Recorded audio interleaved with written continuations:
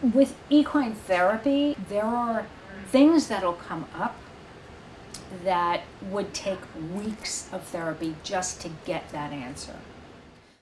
My name is Anna Gassib, and I'm the founder of A Stable Life. I am also the executive director of Bergen Equestrian Center. Bergen Equestrian Center has been the site of a number of equine therapy initiatives, including a 2018 Columbia research study looking at PTSD in veterans. In many ways, equine therapy is the ideal treatment for those suffering from PTSD and similar disorders.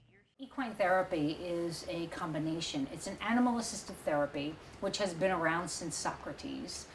Horses are natural prey animals. They have a unique ability to read their surroundings very quickly, in an instant, sum it up, and take action.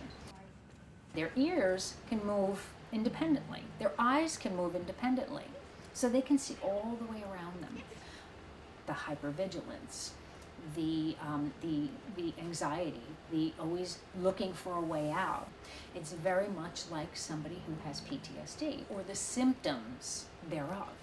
So many times people can identify with a particular horse. Researchers at Columbia started the Man o' War project at Bergen to understand the potential for equine therapy as a unique treatment for veterans suffering from PTSD.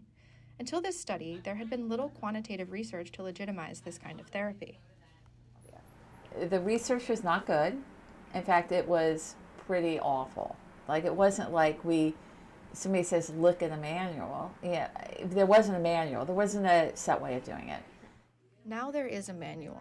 The researchers are taking what they have learned at Bergen and teaching others around the country how to conduct this therapy, developing a comprehensive program with remarkable results. We're doing some training because people want to learn how to do the protocol. The early sessions, it's a lot of leading, and then later on you do things like where they are at liberty, moving with the horse, having a join up. Everything builds on everything. I'm Lil Corcoran. I'm a licensed professional counselor. I'm kind of new to the horse world. As a counselor, I feel relatively comfortable. I'm a little bit more nervous when it comes to horse management, so to speak. I watch everything they do because I'm trying to learn myself. There is that whole stigma, that you can't have, PTSD symptoms because you're a veteran and you're a male. First of all, when we started studying the equine stuff, everybody was like, what is this? Like, we're, going to go prance around with horses. It seems silly. How is this going to help anybody with serious combat trauma? The veterans who decided to give this equine therapy a shot are like, oh, wow, this isn't really traumatic. It's not bringing up a bunch of bad memories for me. This is a new kind of team building experience. So all those factors together really kind of worked out where the veterans were responsive, their symptoms dropped. In our study, a lot of the patients were in other treatments, but they weren't getting better. They were sort of stuck. And then they did this, then they started getting better. It takes place in a barn, it takes place with horses. So it also removes some of that stigma, oh, I'm going to therapy. Taking all of that out and having it in an environment where it's non-threatening. You're an expert on your life. You're going to tell me what's coming up for you.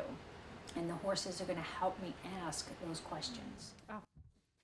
The number one thing I tell everybody is veterans who are hesitant to get involved in treatment or their PTSD, it's not like a scarlet letter that lasts forever. It is something that's curable. If you had cancer, you would seek treatment to continue and get better.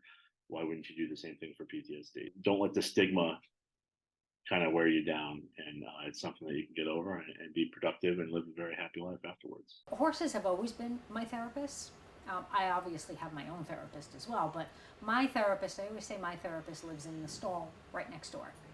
Yeah, and I get to see him every day. And for what I get to see him every day, and I couldn't get therapy like that anywhere. And I get something out of it too. As a therapist, I love doing it because I'm cured a little bit by doing the work. I'm not saying I drank the Kool-Aid so much, I'm saying they're magical beings. I won't say magical, but there is something about it that makes this incredibly powerful.